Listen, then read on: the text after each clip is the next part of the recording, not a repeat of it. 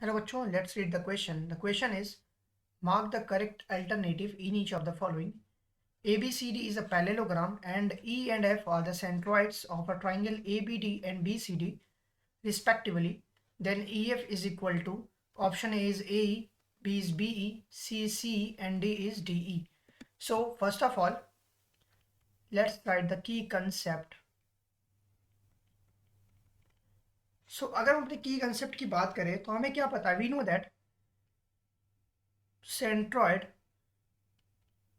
Of a triangle, किसी भी triangle का सेंट्रॉइड क्या करता है? बेसिकली वो जो भी मीडियन होगा, always always divide median in ratio 2:1, 2:1 में डिवाइड करता है। तो अभी हम क्या करते हैं, लेट अस ड्रॉ एबीसीडी, एक पैरेललोग्राम पहले हम ड्रॉ कर लेते हैं। So suppose this is my parallelogram, हम यहाँ ड्रॉ करते हैं A B C D. Like हम इस पे नेमिंग दे सकते हैं ए बी सी डी, क्योंकि क्वेश्चन में ऑलरेडी नेम मेंशन है। ई और एफ सेंट्रॉइड्स हैं ए बी डी और बी सी डी ट्राइंगल के। अभी ए बी और डी मतलब यहाँ से कोई लाइन ज्वाइन हुई होगी तभी वो उसका सेंट्रॉइड बना होगा। सो लेट से I am drawing this line, मैंने इस लाइन को ड्रॉ किया। सिमिलरली बी सी डी, ये वाला ट्राइंगल। तो हम क्या कर सकते हैं, पहले हम एक लाइन और ड्रॉ कर लेते हैं यहाँ पर ऐसे। तो हमने लिखा क्या, ड्रॉ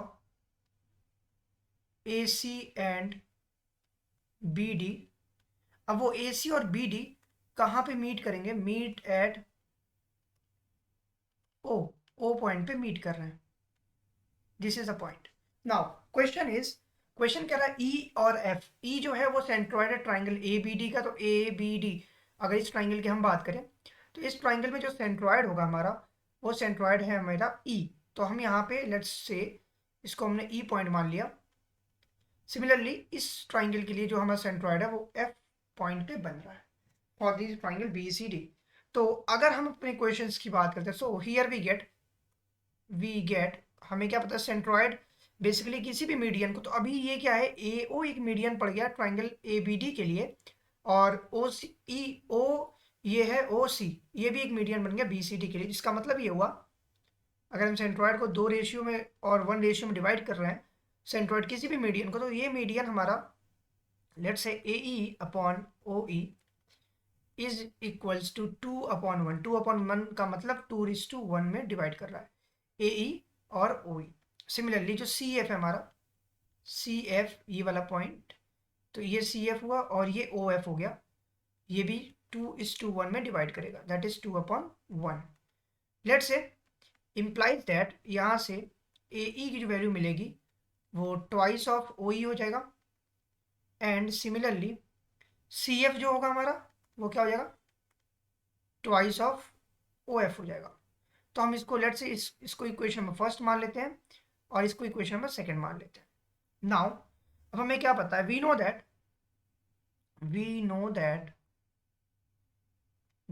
दैट जो पैरेललोग्राम होता है उसके diagonals, we know that diagonals of parallelogram, किसी पैरेललोग्राम का डायगोनल्स जो होता है वो एक दूसरे को बाइसेक्ट करता है। तो बाइसेक्ट ईच अदर, अगर डायगोनल्स किसी पैरेललोग्राम के एक दूसरे को बाइसेक्ट करते हैं, इसका मतलब ये हुआ, that means that A O जो होगा वो ओ सी के बराबर होगा। That means that is A O is equal to O C. A O की वैल्यू ओ सी के बराबर होगी। ए ओ को हम क्या लिख सकते हैं, बेसिकली ए ओ को लिख सकते हैं ए ई प्लस ओ ई। तो हम लिख लेंगे ए ई प्लस ओ ई। सिमिलरली हम ओ सी को क्या लिख सकते हैं, that is C F plus O F.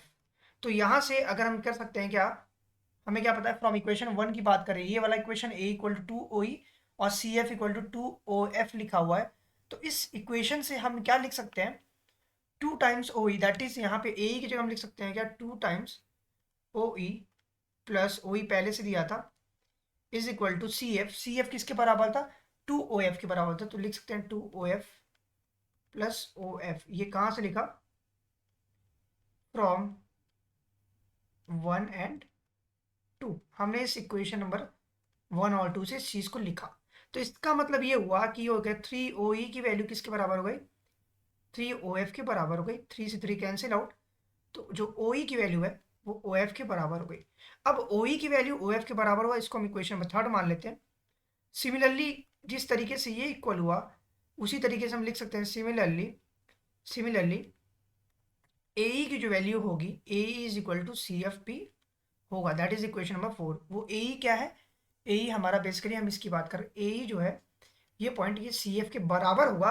अब इसको हम इसलिए बराबर करें क्योंकि OE की वैल्यू OF के बराबर है। अगर OE और OF आपस में बराबर है और ये पूरा डायगोनल आपस में बराबर है हाफ हाफ, तो ये भी आपस में बराबर हो जाएगा। That is a very simple concept to understand the thing.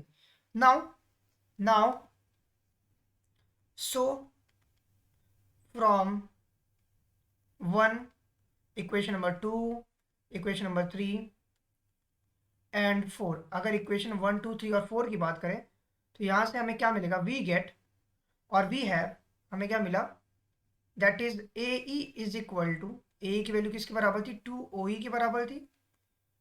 और ये बेसिकली किसके बराबर हो गया, 2OF के बराबर भी है, 2OF के बराबर है बिकॉज यहाँ पे मेंशन है दैट इज 2OF। सिमिलरली अब ये किसके बराबर हुआ, 2F CF के बराबर हो गया। ऐसा इसलिए लिख रहे हैं क्योंकि AE की वैल्यू CF के बराबर है। अगर AE है यहाँ पर तो AE के इक्वल टू में CF भी लिख सकते हैं। सिमिलरली अगर ये OE है था, OE और OF आपस में बराबर था, मतलब ट्वाइस अगर कर देंगे तो भी वो आपस में बराबर होगा। इसका मतलब दैट इज, हम इसको इक्वेशन नंबर 5 मान लेते हैं।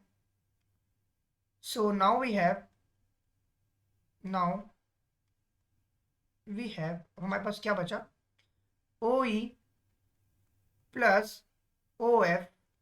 जो OE और OF की हम बात करते हैं दैट इज ये OE है और ये OF है। अगर इन दोनों को ऐड करते हैं तो OE plus OF is equal to क्या हो सकता है, OE प्लस OE हो सकता है। दैट इज बेसिकली हो सकता है क्योंकि OE और OF आपस में बराबर है।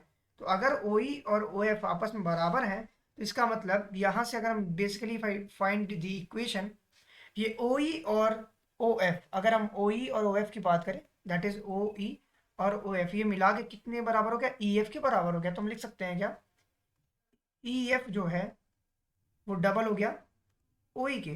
दैट इज ये हमारे पास रिजल्ट आया कि OE की वैल्यू ट्वाइस है, ट्वाइस ऑफ OE जो है वो EF के बराबर।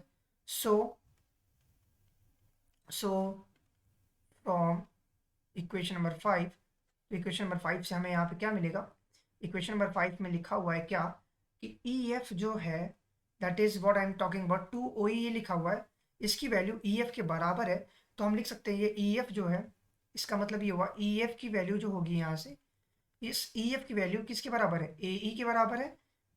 सो EF is equals to AE, ये EF AE के बराबर हो गया फ्रॉम इक्वेशन नंबर 5। अगर हम इस वैल्यू को इस्टेब्लिश करते हैं इक्वेशन नंबर 5 में, then so it's mean that the correct option is option number A, that is A.